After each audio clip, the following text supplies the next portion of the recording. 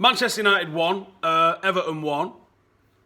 I'm in absolute shock again at another draw that we didn't deserve. First half, I thought we played well. We looked fluid. That midfield three of Herrera, Pogba and Carrick looked like it was controlling the game completely. And I thought this was Pogba's worst performance in a Manchester United shirt. I really did, in terms of what he did going forward. But I thought he dealt with what Everton was bringing forward quite well. He formed part of a real effective midfield three defensively, but offensively, his passing was woeful, his dribbling was awful, his chance creation for others was kind of awful as well, and not what we used to seeing from Paul Pogba, who's been unfairly maligned by a lot of the press and opposition supporters because he's not scoring worldies week in, week out. But today he wasn't good enough.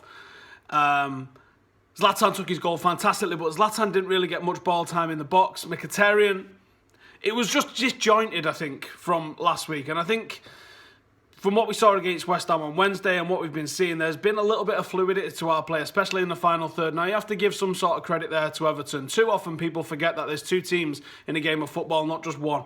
And Everton played their part defensively. You can call it parking the bus as much as you want, but they had 8 men behind the ball pretty much at all times. I'm coming to Fellaini, don't worry.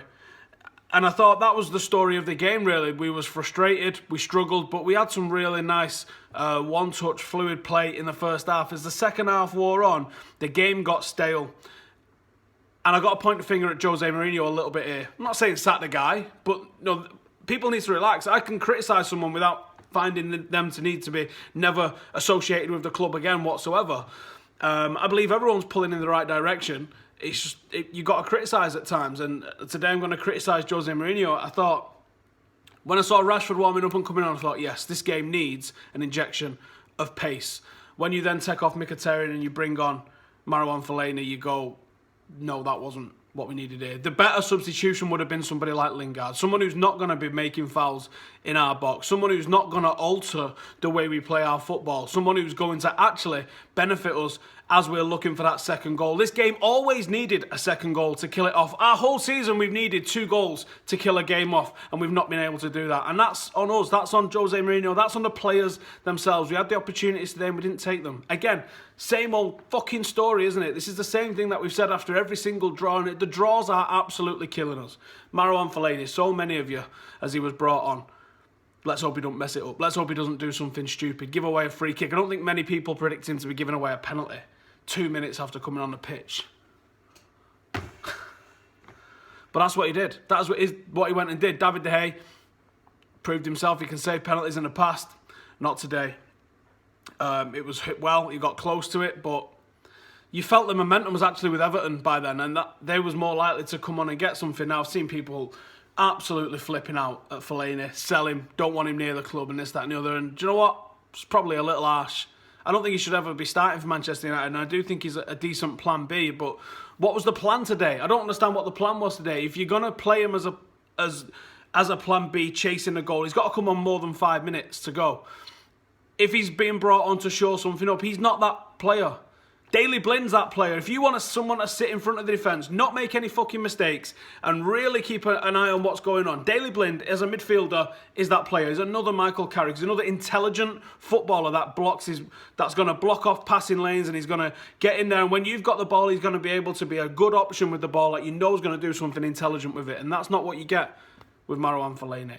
You get someone who is fundamentally clumsy. Fundamentally clumsy. A nightmare in both boxes for that reason. Because he's so clumsy. Best chest in world football. One of the worst touches in world football. And he's so elbows and knees that he is unbelievably clumsy. And that's a nightmare. It's a nightmare to be watching him and thinking, what is he bringing to us as a football player? When you've got players with the level of skill that Paul Pogba has that he didn't display today. Now you've got players with the level of skill that Mkhitaryan's got. Even Juan Mata might have been a better option. Juan Mata's going to do a certain amount of stuff in a game, but not.